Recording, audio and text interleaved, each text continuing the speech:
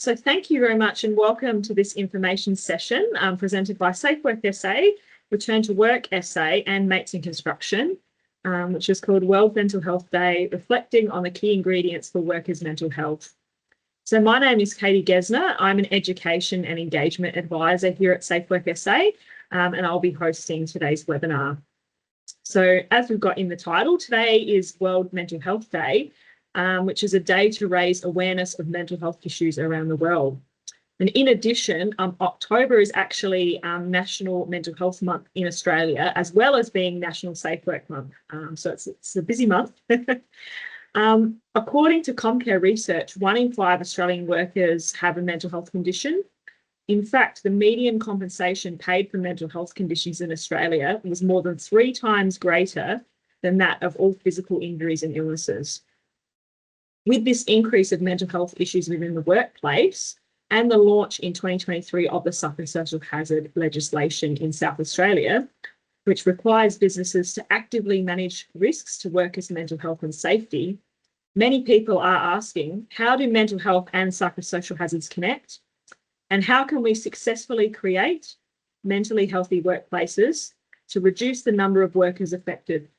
In today's webinar, we hope to answer these questions and also provide an opportunity for you, the public, to ask any burning questions you may have about these topics. Just before we get into it, I'd like to take the time to respectfully acknowledge the Geszner people as the traditional custodians of the lands on which we meet today, and the Aboriginal and Torres Strait Islander people listening to this session. So we pay our respects to elders past, present and emerging, and recognise and celebrate the diversity of Aboriginal and Torres Strait Islander peoples and their ongoing cultures and connections to the lands and waters of South Australia. I'm now going to introduce our presenters for today. So firstly, we have Marty Webber. So Marty commenced her career in the hospital sector as a nurse and midwife. From the clinical perspective of healthcare, she pursued her interest in the prevention of injury and disease, and has worked in the work health, safety and injury management field for the last 30 years. Her passion is in the area of workplace mental health, and as a registered psychologist, Marty's current role at ReturnToWorkSA is called Mentally Healthy Workplaces Consultant.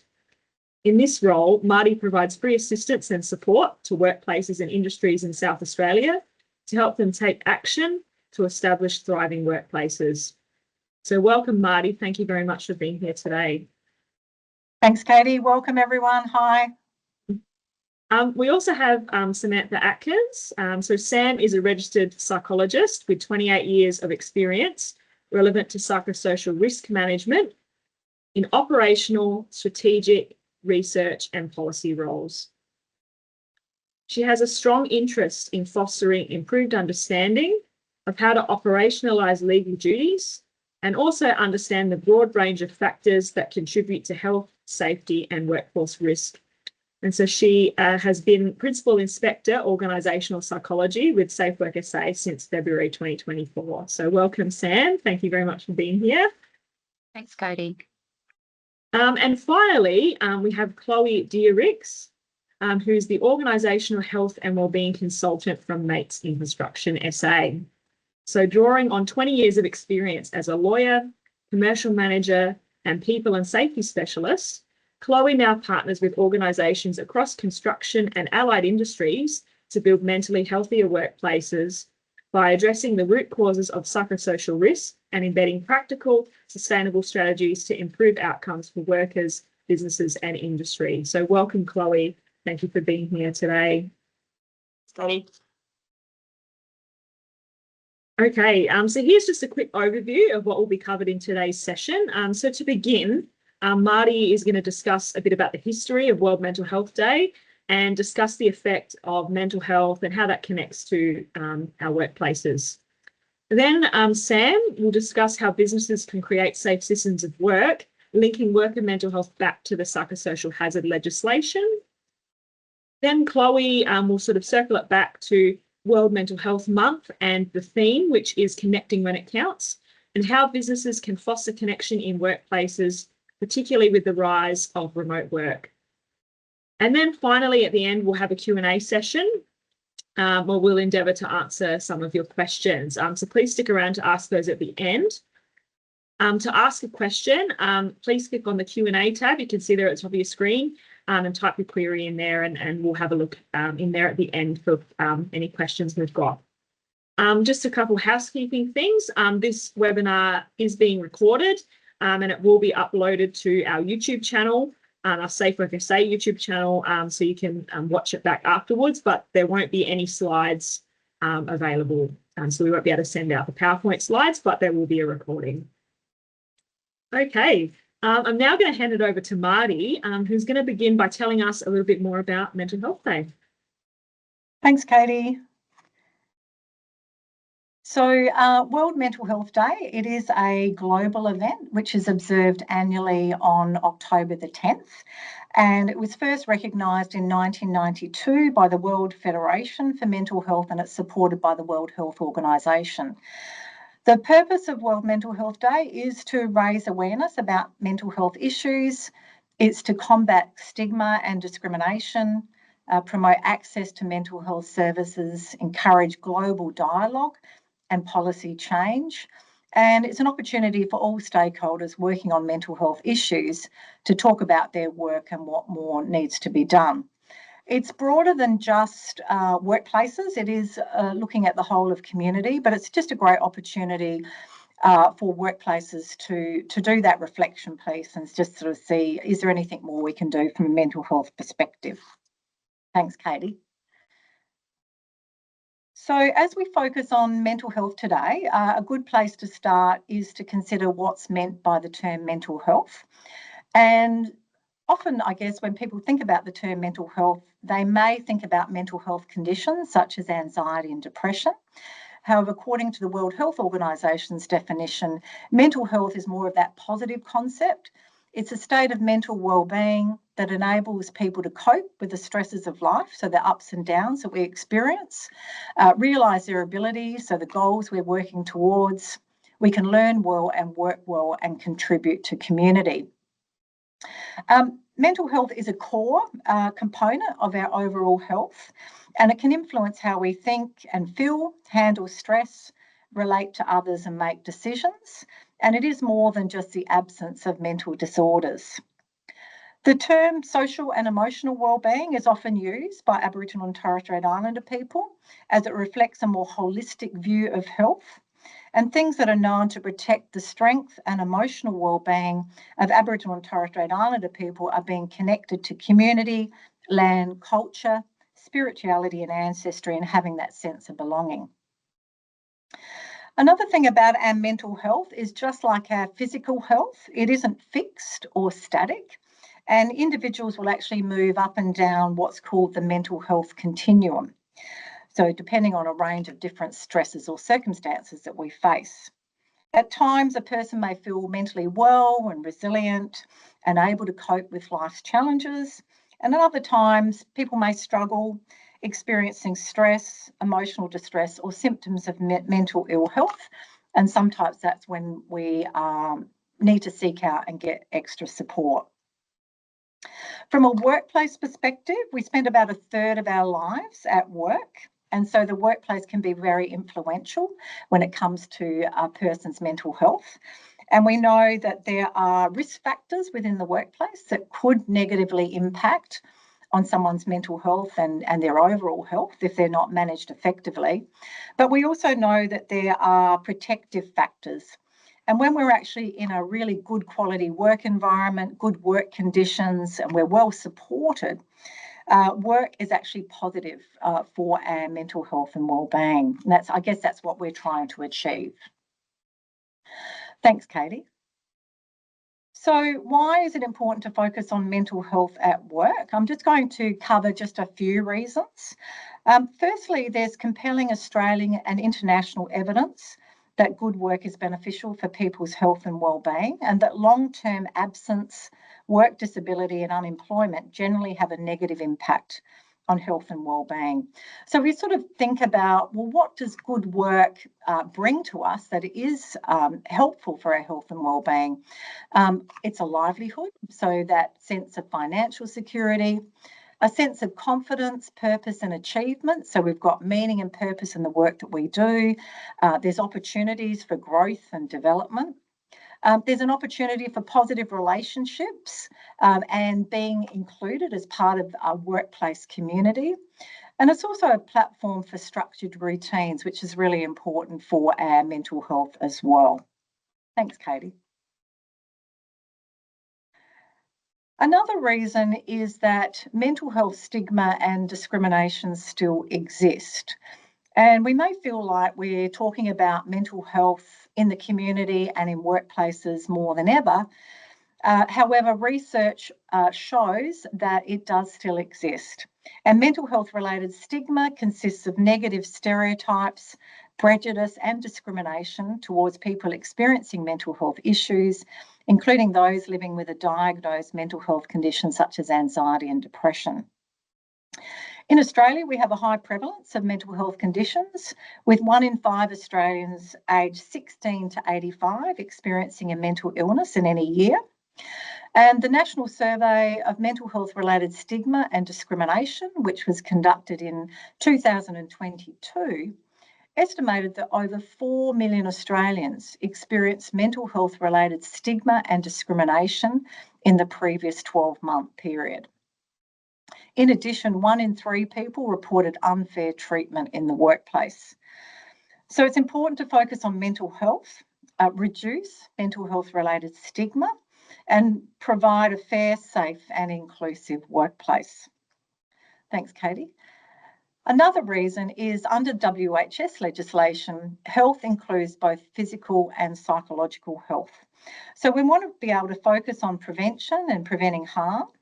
And however, we know that at times exposure to psychosocial hazards and risks at work can result in workplace injury and illness if those hazards and risks aren't being effectively managed.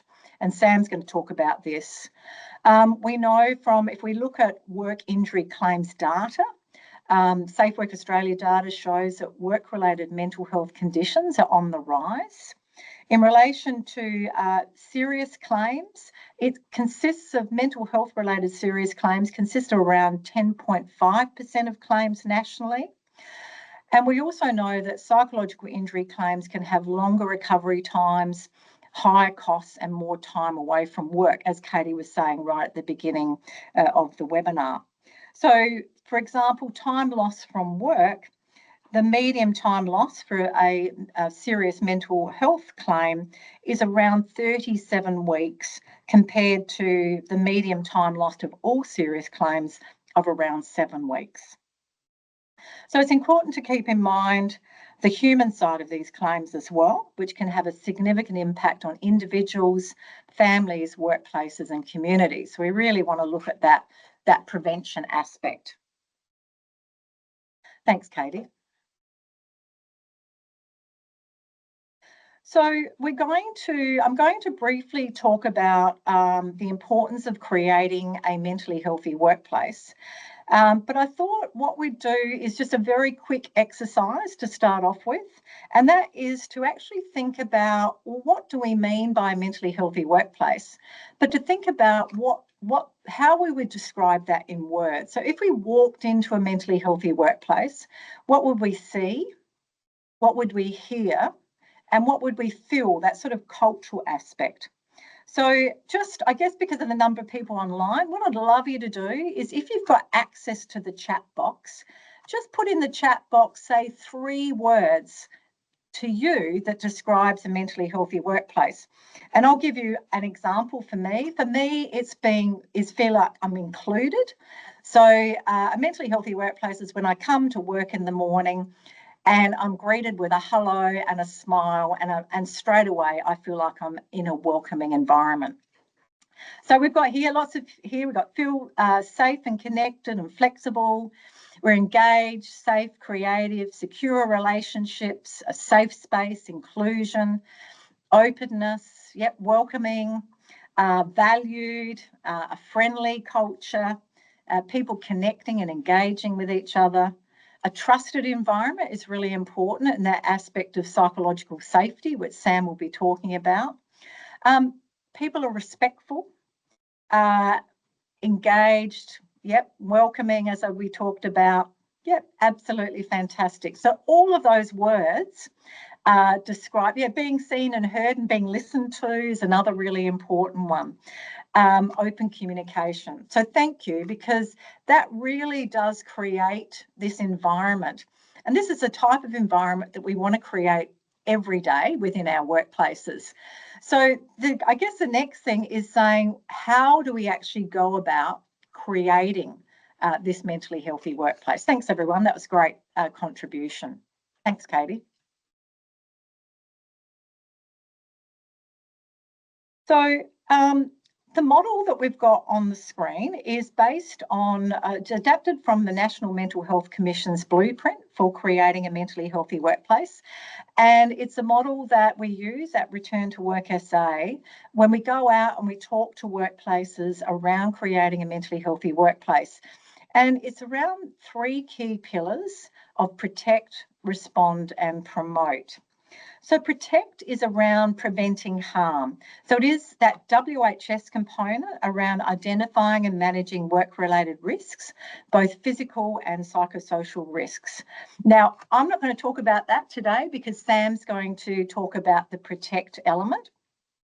Respond is around reducing that mental health related stigma that I spoke about and building capabilities within the workforce. So if we think that someone is stressed and struggling, that people have confidence to be able to reach out and have those supportive conversations and be able to connect people with the supports they need or to encourage those help-seeking behaviours.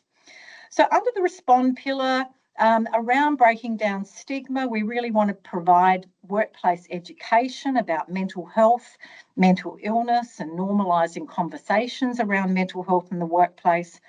We want to promote mental health support. So you might have an employee assistance program, or you might promote other free community supports, or you might have peer support such as mental health first aiders within the workplace.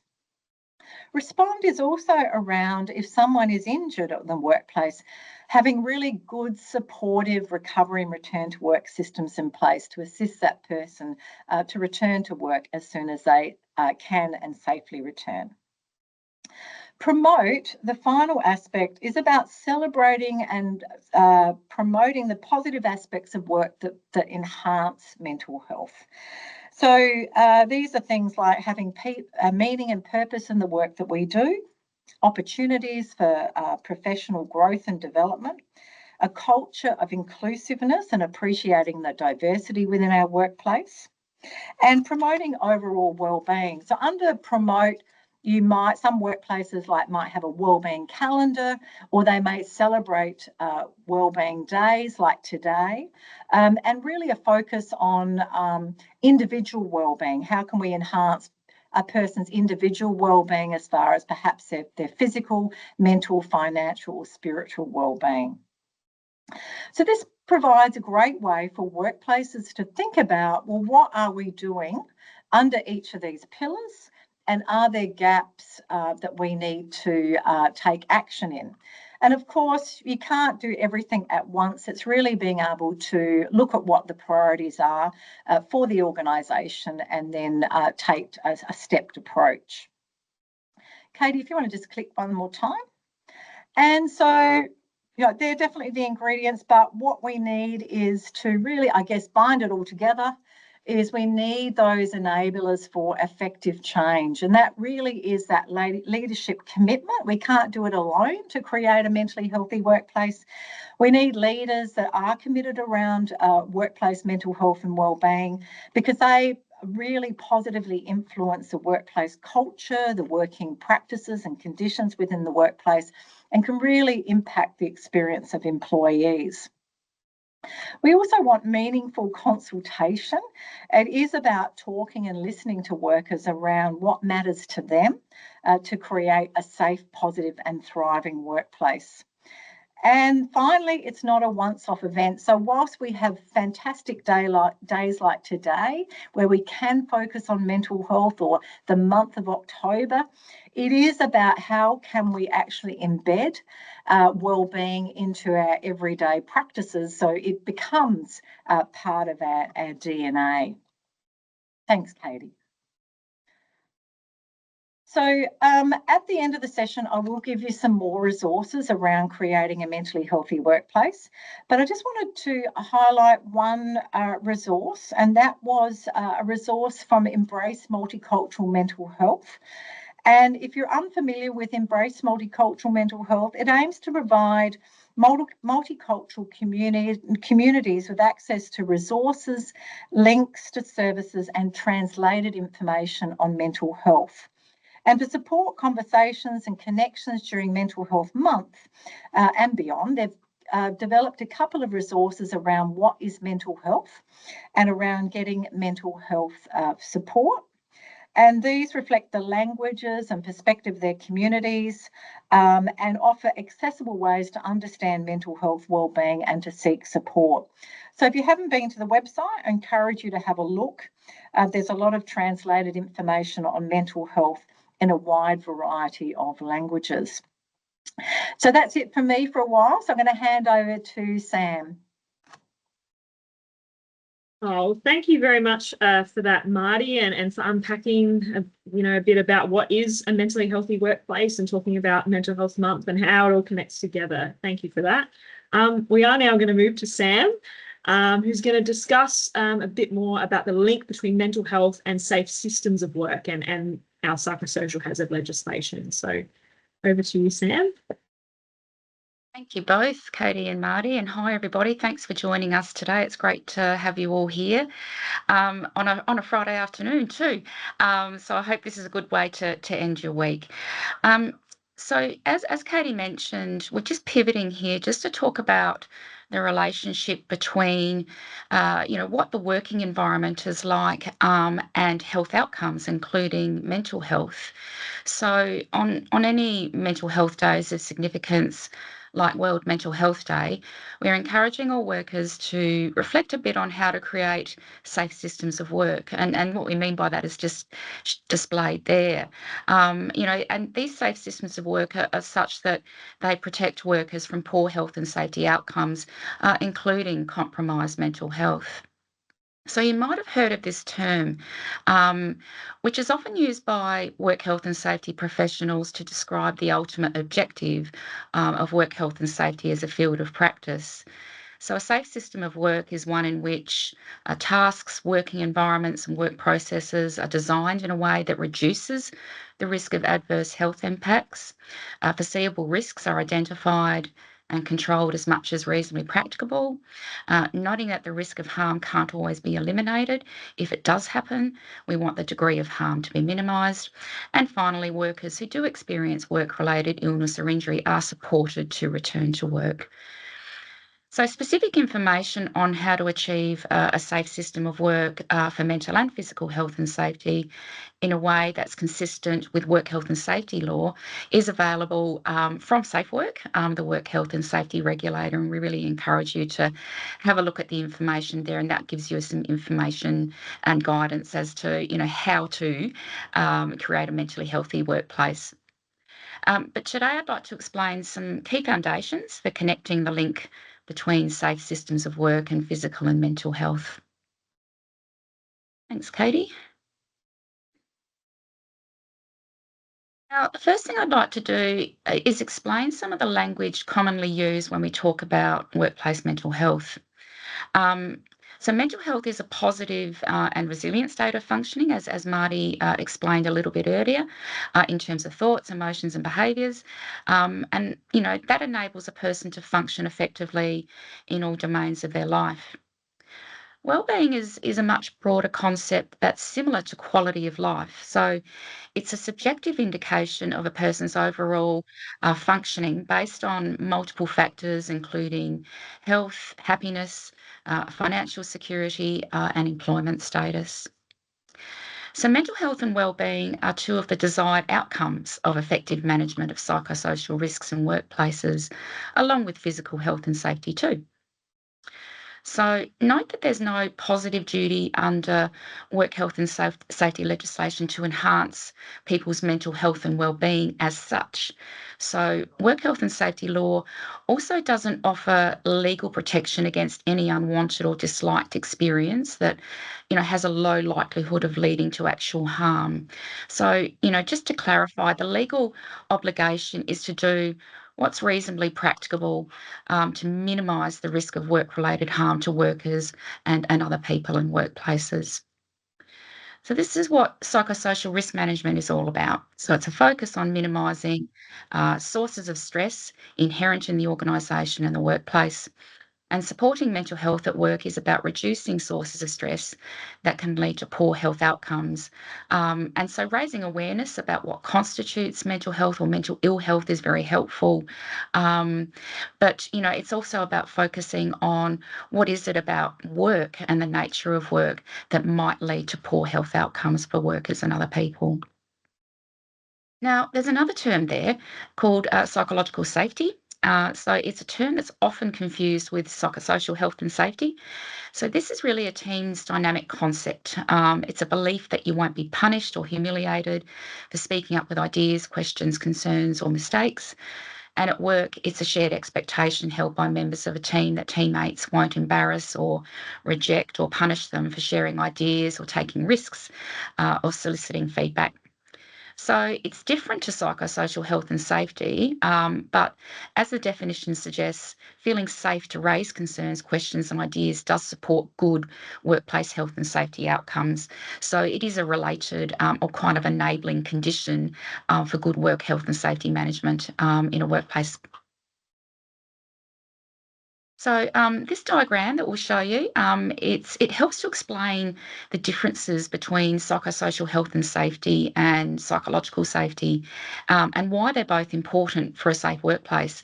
And I'll just note there, this is a graphic from someone called Urbain Bruyere, who's a work health and safety specialist from the UK, and I'll just acknowledge that that's their graphic that they have shared. But I'll just point out that a safe workplace isn't just about the resilience of workers, it's about whether the organisation is structured to support people or to harm people or potentially harm people. Thanks, Katie. Rightio. So let's just, I suppose, put out a question to the people who've joined us today. So thinking about that protect pillar, we're thinking about that mentally healthy workplaces framework that Marty mentioned, and in particular protect or preventing harm. What are your workplaces doing to address sources of stress? To protect workers as a process rather than event. So, just put your responses in the chat there to have a bit of a think about, what sorts of things do help to protect workers. So we've got some good ones there. We've got, yep, flexibility. Yeah, that helps a lot. Letting people have some flexibility over how they work. Yeah, so standard operating procedures, giving people clear information and instruction about how to do things in a way that enables them to perform their work effectively and safely. Workload review meetings is a good one, monitoring your workload, but not just reviewing, but also, having a good conversation about what do you do about it and how do you modify your work to make it more tolerable. Incident reporting system, yes. Assessing risks, certainly training on how to do work effectively and safely. Managerial skills, how to manage behaviours in a workplace is very effective. Feedback loops, yeah. So you've got a means of, being able to consult with all duty holders in a workplace to enable them to fulfil their responsibilities when it comes to work health and safety. good quality supervision and opportunities to debrief about, the good aspects of work and also the not so nice aspects as well. It can be safe to talk about aspects of work that you find difficult. Face-to-face vicarious trauma training, good. Understanding how to manage the risk of vicarious trauma is incredibly important. Education and feeling like you've always got learning and development opportunities. Work is a place where you feel like you're improving yourself as a person, is incredibly good for your health. So some great options there, and consultation, good. Identifying stress-prone roles and also thinking about what can you do to make the roles inherently less stressful is critically important. So that's great, everybody. Thank you for that. That's some really good suggestions there. Look, just that note there, to think about, Mental Health Day and Mental Health Month. They aim to raise awareness about mental health issues, but it's also a time to get kind of curious about common mental health month initiatives, and what the research evidence can tell us a bit about them. So, for example, things like mental health smartphone applications, mindfulness and resilience training are quite common in use in workplaces, and many workers find these things particularly helpful for their own self-management. They do focus on helping workers to develop coping skills rather than address things that can actually erode their coping skills. So just bear that in mind when you think about how those things are designed. While they might help workers to cope and manage their own health, it doesn't necessarily address things like excessive workloads or inadequate supervisory support. And evaluation research on resilience training has found that it tends to have a small and short-lasting impact, and also evidence on the benefits of mindfulness training is somewhat mixed. Also, many mental health smartphone applications haven't been evaluated for their effectiveness. So just bear in mind, if you're thinking about investing in those kinds of measures in your workplace. Also bear in mind that activities designed to build mental health awareness, while that can be very, very good, improving mental health literacy, and awareness about, how to help people in the workplace who might have some mental health challenges. Again, while they're helpful for that, they don't address the underlying work factors that may contribute to harmful workplace experiences.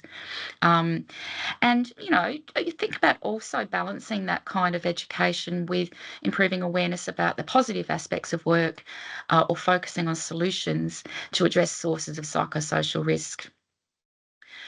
Some employees might be a little less receptive to those kinds of activities, like mental health awareness training, if they feel that broader work issues such as high workloads aren't being adequately addressed. And also be aware that speakers who have lived experience of mental illness, who might come into the workplace, as part of some sort of, mental health awareness activity, be mindful of the importance that they, deliver that kind of, presentation in a trauma-informed way so that it doesn't lead to vicarious trauma exposure for the audience. So, from here, let's talk about some other things that tend to be of value. Thanks, Katie. So I'll talk about some key things here that are needed to connect the link between psychosocial risk management and mental health. So obviously, line managers are a critical enabler for safe systems of work.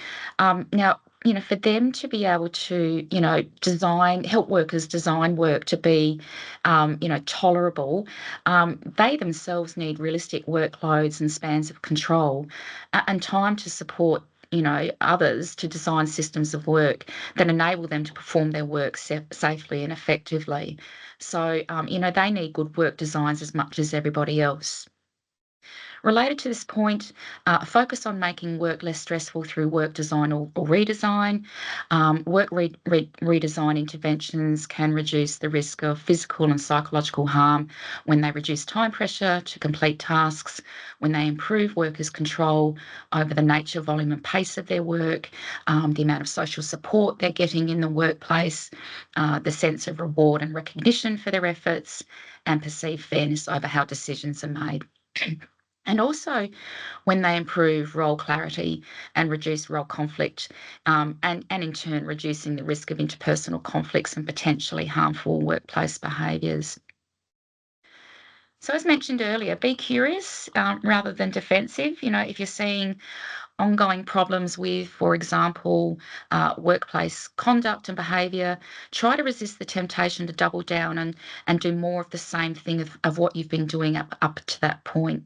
Try to address and identify and address the underlying reasons for this, rather than assume that workers need more education.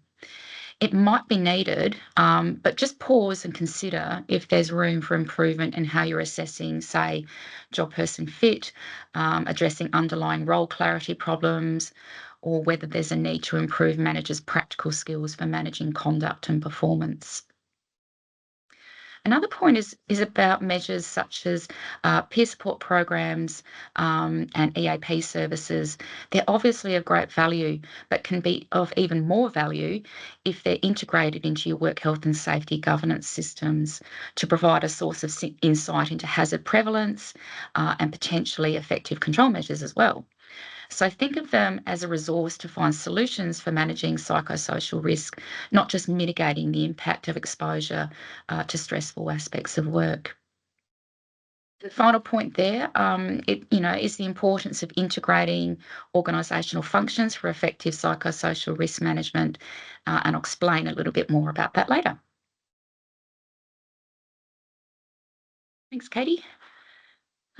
Now, I'll just quickly go through this graphic. It's one of a few around that illustrate where workplace mental health measures sit in terms of work health and safety risk controls. There's quite a few around, very good ones, that kind of help to explain how to apply the hierarchy of controls to managing psychosocial risk. And the most effective measures to support workers' health are those where jobs, work processes or work environments are designed or redesigned to minimise sources of stress, like high work demands or potentially traumatic experiences. So also near the top of the hierarchy are achieving good job person fit, job rotations and reasonable adjustments where people need them. Preventative measures create systemic changes that benefit all workers and are more likely to have broad and sustainable impact. So by addressing workplace factors, organisational measures can prevent risk from arising and thereby reducing the need for individual interventions. And in contrast to that, administrative and individual measures often have limited reach and depend on personal motivation and resources. Also, individual approaches tend to place the burden on workers for their success or failure. So I hope that's helpful in helping you to sort of see where, a range of different measures sort of fit in terms of their effectiveness. Thanks, Katie. So I'd like to make a quick mention here about a resource that was published earlier this year from the International Council of Mining and Metals, and it's a toolkit for psychological health and safety. It's targeted at the mining industry, but it's really usable for any industry or workplace. And it does a really good job of operationalising the mentally healthy workplaces framework that Marty described earlier. It fleshes out how to protect, promote and respond and provide some really concrete examples of psychosocial risk controls and how they're classified in relation to the hierarchy of controls and other frameworks. So it gives you a really good understanding of what is more preventative, but also caters to a wide range of workplaces and workers' needs. So it's a really great resource and I'd encourage you to have a look at it. Thanks, Katie. So as I mentioned earlier, I talked about an integrated effort between multiple functional areas of a business or organisation and why it's important for a robust psychosocial health and safety system. It's a pretty busy slide there, so I won't talk about all points there, but and look, this doesn't cover all of the possible functions that might be carried out by all of these groups, but hopefully helps to show some key interdependencies. So responsibilities for all workers, regardless of their function, is critical. They need to take reasonable care for their own health and safety.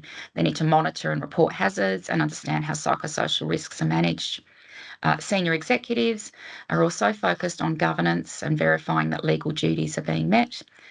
Line managers focus on identifying and managing psychosocial risk within their teams. And work health and safety practitioners focus on the risk management process that's consistent with work health and safety law.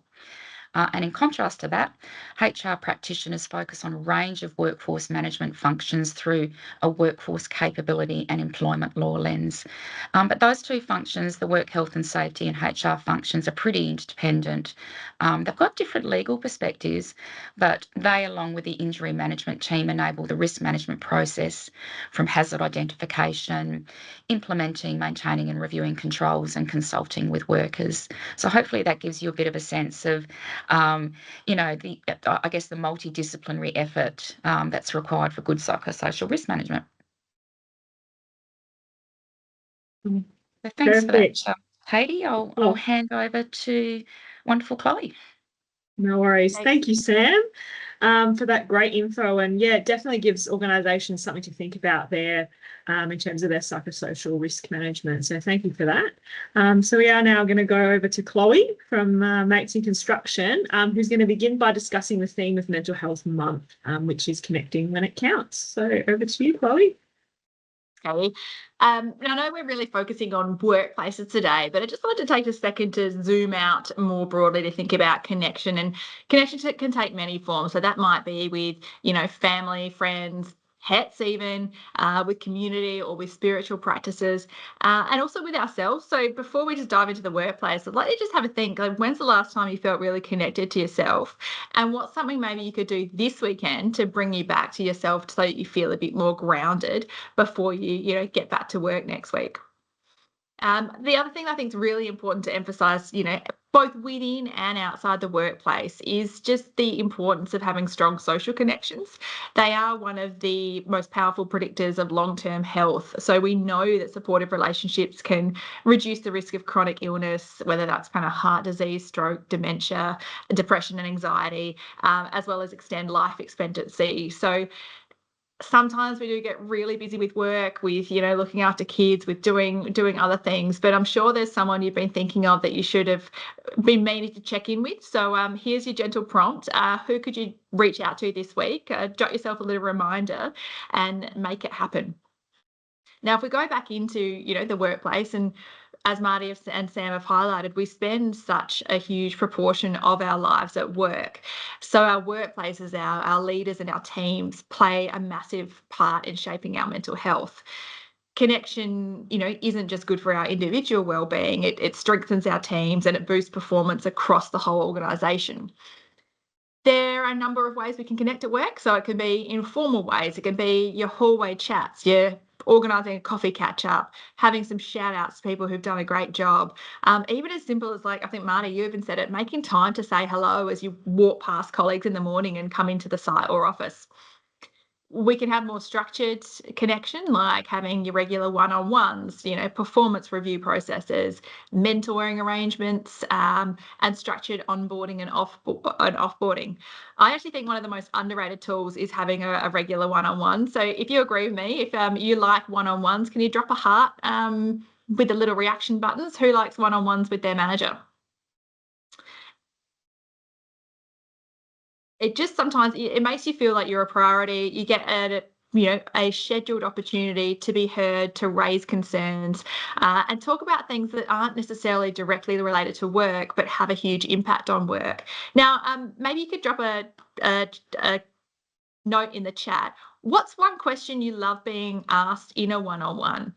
I know for me, sometimes it's just as simple as, like, what's getting in the way of work? Because most people, want to do a good job at work, but sometimes there's things, whether it's, personal life or relationships at work or systems that aren't supporting us, that are just getting in the way of us doing the job that we want to be doing. So yeah, even as simple as how are you going? That can be the best lead-in question of just how are you doing generally, work-wise and otherwise. What else do we see there? What additional support would you like? Absolutely. How can I support you to do what you need to do? What can I help with? Yep. How can I support you? Lots of you like them. Yeah. Asking about workload directly. How are you coping with workload? What's something you're proud of? That's great. I think that sometimes asking, what's energizing you at work at the moment? What's something you're really excited about doing, so that we can help people do the kind of work that makes them feel excited and energized and really plays to their strengths. How are you feeling out of work? What do you have what you need to be successful? Yeah, you guys have got some great ideas then about some really easy open-ended questions that we can ask as part of one-on-ones. Do you want a pay rise? Yes, please. How's the team going? Yeah, asking about relationships, asking if that's great. You guys all have some great ideas. So connecting when it counts, it's not just a feel-good theme. It's a really practical strategy for managing psychosocial hazards in the workplace. So many of the common hazards, whether that's high job pressure, lack of support, feeling isolated, can be reduced when we build strong and intentional connections. We can also embed feedback loops into our work processes, whether that's having surveys, listening sessions, and then making sure we have visible follow through from those activities really helps build trust. Because when our workers feel seen and heard and supported at work, they're more likely to speak up about stresses before they escalate. So really important to have regular check-ins, build an inclusive team culture. That can really help us spot risks early and respond in a way that's going to protect mental health.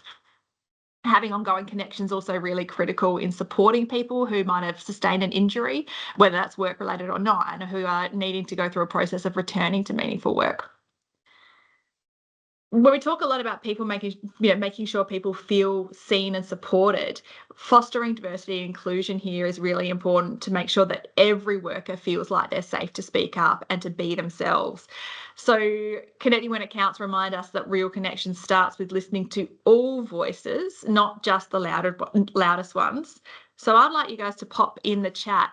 How can we do this better? How can we make sure that everybody has a chance to be heard and supported? It might be things like, using digital tools to collaborate and make shout outs, giving opportunities in a meeting, has everyone, going around the room and saying, is there anything you'd like to add, and being a bit more direct so that the people who might be a bit quieter have a chance to talk. So what have we got? Roundtables, using various communications channels for sure. Some people like, in-person things. Some people want a notice board. Some people want, newsletters. Lunchtime activities. Yeah, building kind of a bit more of that social connection before trying to tackle the task-based work. Checking in to see how they'd like to be engaged, for sure. Sometimes it's making sure things are accessible in terms of language, skills, team building days. Yeah, those social connections can be really important, and informal coffees. Yeah, maybe having one-on-ones or speaking to people outside of the bigger meetings can be really important as well. That's awesome. All right, Katie, we might move on to the next one if that's all right. All right. So I wanted to talk a bit more specifically, I suppose it leads on from that topic really, about remote and isolated work. These kind of arrangements are probably increasingly more common, whether that's because of working from home, being based on remote sites, operating as a kind of individual worker in a geographically dispersed teams. There's a number of reasons why we might be located away from the rest of our teammates. They're all from our homes as well. So these kind of workers face unique challenges that, they're going to miss out on spontaneous interactions that help build connection, like those hallway chats or those, casual check-ins and lunches and coffees. So connection in those contexts doesn't just happen by accident. It takes a bit more deliberate effort. And whether it's, a quick message or a virtual coffee, or taking the time to actually get out onto site and see the workers who work remotely. We might use digital tools like surveys. Any of these actions can make a really big difference in helping remote workers feel seen and supported and included. We also know that remote and isolated work are recognised as psychosocial hazards under work health safety legislation. So we're required to assess the risk and implement reasonably practical control measures. Mates in construction, we work with a lot of fly in, fly out and drive in, drive out workers. And we see that their disconnection, it's not just from the main workplace, but it can also mean time away from their family, their friends, and their usual routines that support their well-being. And while organisations can't always eliminate remote work, that's just the reality of the job, we have seen that adjusting things like roster swings to allow more time at home can have a really profound impact on mental health, as can providing more practical support like improved internet access so that they can enable ongoing connection with their family members, or making sure that they've got really good supervisory support on site.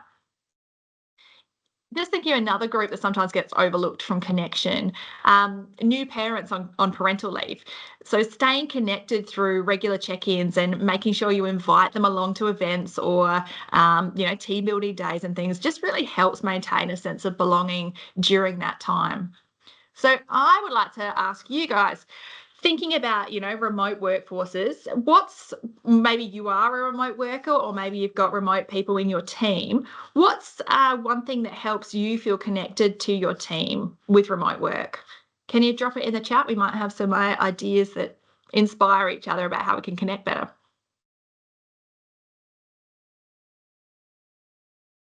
Connective Wi-Fi, absolutely. Yeah, holding Teams catch-ups. So there's so many good virtual tools now, whether it's, just for social catch-ups or virtual collaboration and, post-it kind of boards. No topic team check-ins. Yeah, so sort of informal catch-ups.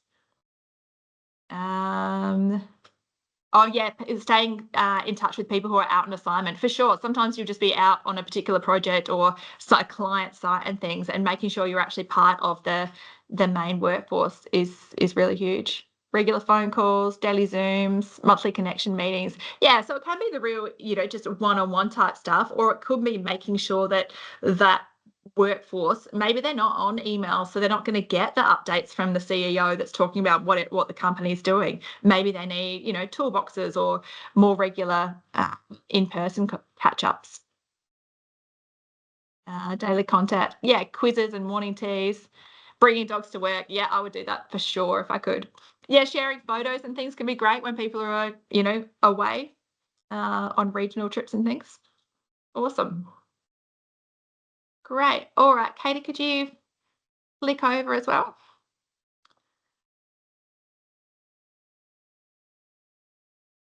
Right. So building connection just as a daily habit, a weekly habit, a monthly habit is really important. But I think it's also really critical when someone is experiencing distress. So at Mates in Construction, we don't talk so much about our workmates or our loved ones sending, warning signs that they're in distress or experiencing thoughts of suicide. What we talk about is about them making invitations. So whether it's through their behaviours or things that they might be saying, what they're doing is inviting us to connect with them and check in with them. They're wanting connection. They're wanting someone to say, are you okay? Or, I'm here to help. So it's all about building a culture where help seeking and help offering are normalised. When someone's not acting the way that they usually would, they might be grumpier or more withdrawn. They might just not be showing up for work on time. All of that is an invitation to connect, to explore what's going on for them, and if needed, refer them on to some further support. So there are so many options at work. Usually you've got options of speaking with your line manager. You might have particular mental health first aiders or peer support officers, contact officers, your HR team or injury management teams. Most workplaces have an employee assistance program where you can access free counselling or psychological support as well. So there's so many options through the workplace where you can get support. Outside of work, there are lots of resources available as well. You got your friends and family, your professional support, and there are more and more community-based or online resources or support lines that you can either utilise yourself or refer your friends or workmates on if needed. So just Go to the next page. Thanks, Katie. So this is just a list of a couple of the resources that are available for people who might be needing some support.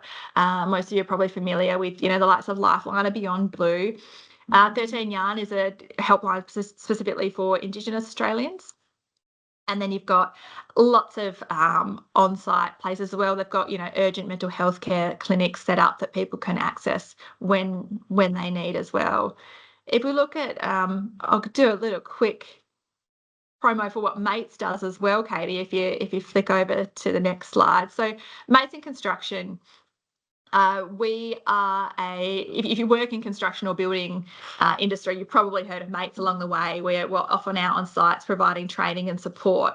We are a charity that provides suicide awareness and prevention training to workers in construction, mining, energy, and manufacturing sectors. We also provide a whole range of other broader training for apprentices and supervisors. We get out on site to just be available if people want to chat with us. We've got a 24/7 helpline, and we often, we'll be out responding to if there's been fatalities or other critical incidents. We'll be on site supporting the workers through that. That's one kind of side of MATES. The other side of MATES that I am running with is around our Blueprint program, which is rather than just supporting the workers directly, it's more around supporting organisations to review their overall mental health strategies and understand psychosocial hazards in their workplace so that we can improve the mental health of workers. So, we help build connection in this place through doing some surveys of workers and workforce engagement to really understand what the issues are impacting workers so that the organisation can take steps to improve the outcomes for their workers. And this is free for anyone who's in the construction and allied industries, which is pretty awesome. But I know that my colleagues also have some really cool services that they provide to, more general people. So I'm going to hand back to them to allow them to tell about what they do. Oh, perfect. Thank you very much for all of that, Chloe, and definitely some great resources there and some great information. And yeah, connection is just so important in the workplace. I'll just get Marty to talk a little bit about Return to Work's support service. Thanks, Katie. Some great supports that you talked about, Chloe. That's fantastic. At Return to Work SA, we actually do have a mentally healthy workplace service. If you're unaware, it's myself and Holly Mason, who's also, I think, joined our webinar today. So we provide free assistance and support to workplaces and industries. If you are looking at more information around creating a mentally healthy workplace, or you've got some questions, you're welcome to give us a ring or send us an email. And on our website, we've got, all you have to do is search mentally healthy. You'll find a whole lot of tools and resources. Just a couple of resources that I wanted to point out today was our free online modules. So if you're looking at upskilling yourself or other people within your workplace, firstly around psychosocial hazards and risks, then this is a module that has been developed by both SafeWork SA and Return to Work SA. And it only takes around, or both modules only take about 1 to 2 hours to complete, and you'll get a certificate of completion at the end. And it's the same with mentally healthy workplace. It's like the what, why and how to create a mentally healthy workplace. So yeah, please reach out if you need any more information around mentally healthy workplaces. Thank you for that, Marty. And yeah, definitely those online courses are great. I've personally done both of them, and they're very, very good, and they only take about an hour, so they're nice and concise but have all the information you need. So yeah. Before we do go to the Q&A, and I am conscious of time, I just want to spruik a couple of our SafeWork SA services and things that we have. So we do have a free library service. So if you're looking for some additional resources, things like books, posters, we've got handouts that we can send to you, Australian standards, things like that. You can go to our library service, you can sign up for it, request what you want to borrow, and then it gets sent out to you. So you don't even have to leave the comfort of your couch and or office. So that's a service we have. But we also have the advisory service as well. So that's actually the team that I'm from. So our advisory service, we can provide information and support to small and medium-sized businesses. So we can come out and do a presentation specifically on, can be on psychosocial hazards or some other WHS topics, or we can actually come out, have a look at your systems that you've got in place, have a look at your workplace and give you some recommendations on, how to improve. So that, again, they're both 100% free services. So if you are interested, feel free to contact us.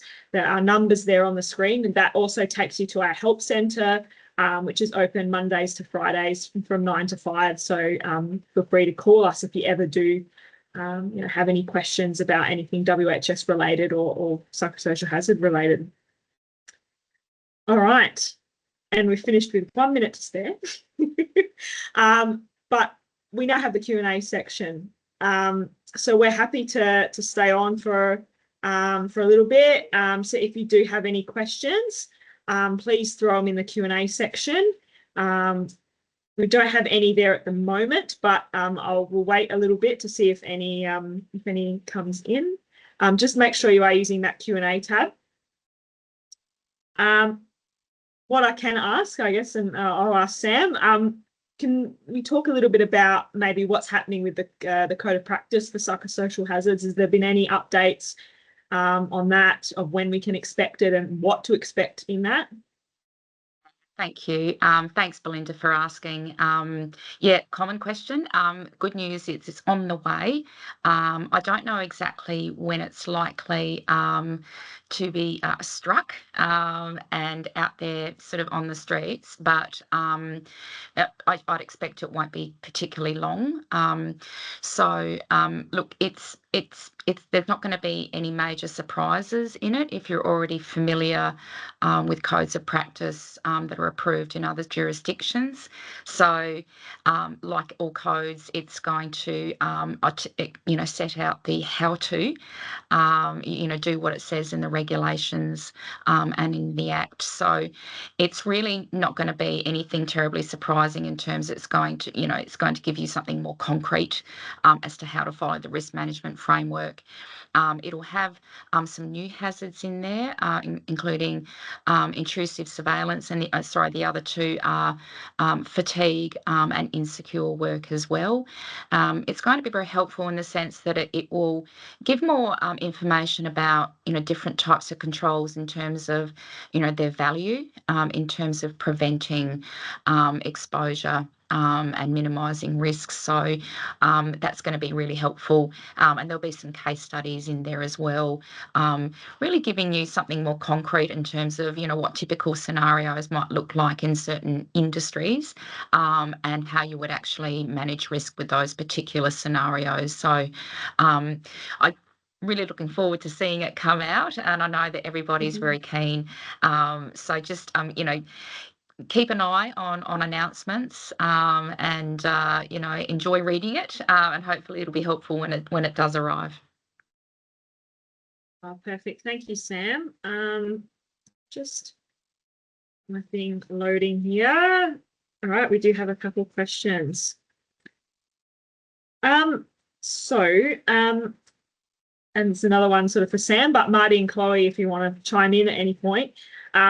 Has there been any further discussions or decisions about psychosocial events being notifiables? Yeah, look, I can certainly answer that. As you're probably aware, there are moves afoot with changing the model laws to include some requirements around notifying work health and safety regulators in relation to certain types of incidents.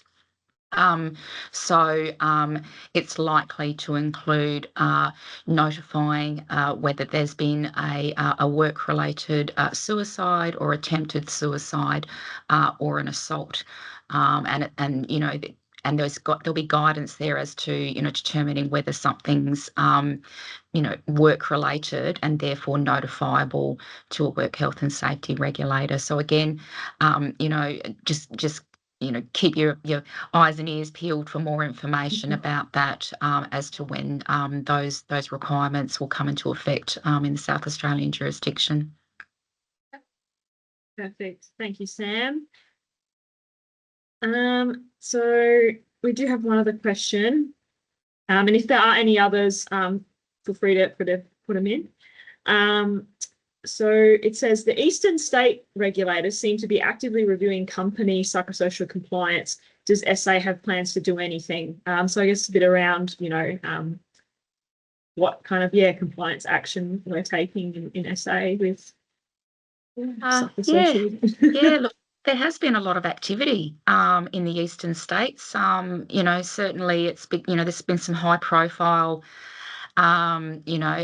actions taken against, for example, universities in relation to how they're managing change. So, really interesting cases there.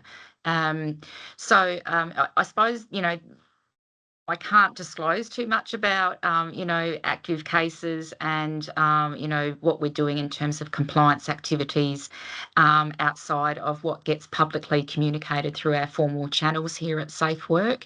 But I can say, we do have a good psychosocial, risk, capability here at SafeWork, and we are very active in terms of looking at compliance and, taking action where we identify breaches. Perfect. Thank you, Sam. So we haven't got any other questions, so I reckon we might end it here. But if you do think of any other questions after this, or don't feel comfortable asking it in the public forum, this screen here, this final slide, has got all the details of how to contact all of us. So we've got our SafeWork number and email address there, also the website. So feel free to send us an email or call us if you've got any questions. We've got our Mates in Construction number and email address there as well, and website if you've got any queries. Sort of Chloe or anything with Mates in Construction. We've also got ReturnToWork's hotline there and email address as well. So I believe that's their general hotline, but any queries I'm sure we'll get through to Marty if you do. Do you want to ask anything? So thank you very much for being here with us today. We really hope that you found this presentation or this webinar useful and you took something away from today. Just a special thank you to all of our presenters. So to Marty from Return to Work, for Chloe from Mates in Construction, and Sam from SafeWork SA. So thank you very much again for presenting today and for all your input. Thanks, everyone. Thanks, everyone, for coming along on Mental Health Day as well. Yep, definitely. Everybody. And again, if you have any questions, direct it to these channels on the slide. But that's all from us here. Enjoy your weekend and your Friday afternoon, everybody. And thank you very much. Thanks, everyone. Thanks, everybody. Bye.